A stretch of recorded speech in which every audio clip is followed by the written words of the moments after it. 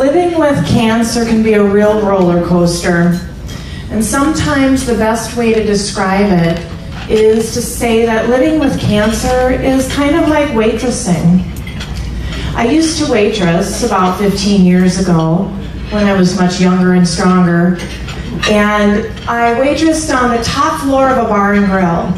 I usually served drinks, but occasionally a large group of people would come in and they would order tons of appetizers. They would get things like potato skins and quesadillas, and our bar and grill had the best hot wings around, so always tons of those.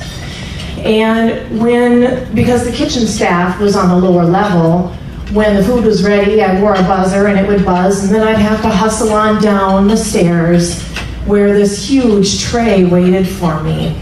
And because it was so big, 2 of the members of the kitchen staff would actually need to hoist it up onto my shoulder, where I balanced it between my 2 hands and then had to weave my way back through the crowds and up the stairs. A lot of people drinking, so I had to watch out for them.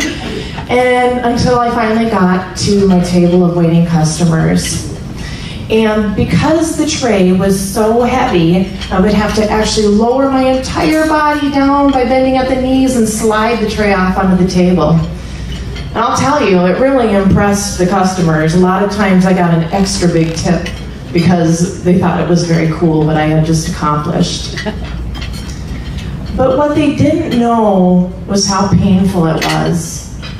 Holding that tray on my shoulder, having it dig in and the weight, and how with every step I took, I was afraid I was going to drop it.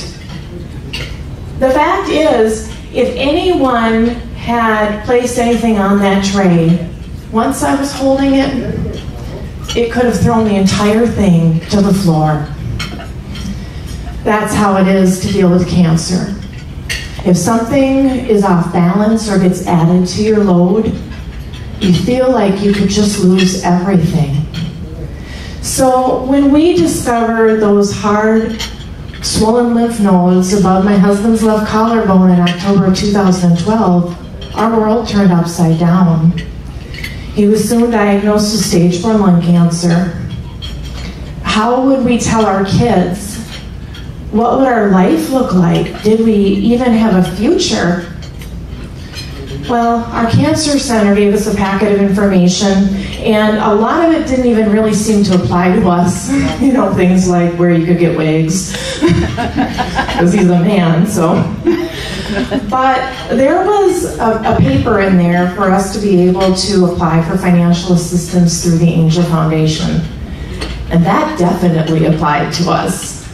So we got the financial assistance, and it was a huge help for us with him all of a sudden being, not being able to work, and all of my attention was focused on him, and so I was no longer chasing real estate deals. Soon our kids were invited to attend Camp Angel, where they were able to connect with other kids who knew what it meant to have a parent with cancer. It made a huge difference. We learned a lot from the child life specialists at the Angel Foundation. They taught us how to talk to our kids, because kids actually don't like to open up to their parents about how they feel regarding their parents' cancer diagnosis. They worry they're going to say the wrong thing, they don't want to add to the parents' burden, so they just keep it inside. Well, once I learned some tips and tricks, I was able to get the girls talking, and a whole world opened up. So we were soon able to attend Angel Foundation family events through the Facing Cancer Together program. And this allowed us to create bonds with parents who were going through the same things as we were.